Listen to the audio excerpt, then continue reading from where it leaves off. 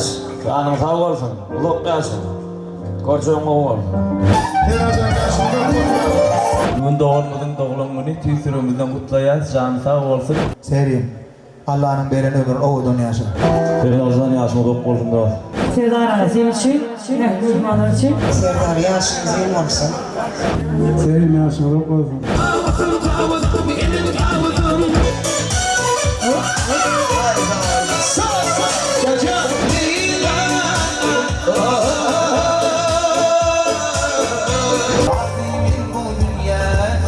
Açık bile dikleşimde ağlar derli uyup gitti.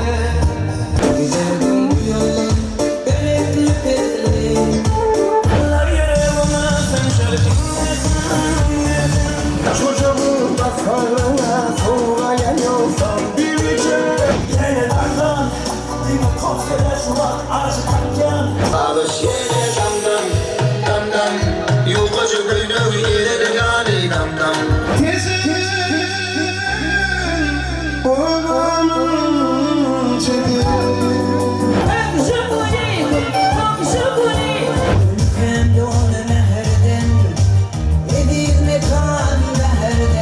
Kadın bunun nefes çeken zahmetin var eder Allah'ın cindine dönüye. O suyasın nene vurdun Ahmet'in. Sahir ve çekko oğudun dünya diye. Hormatlayan Serdar. Senin tilegin hilki bolar.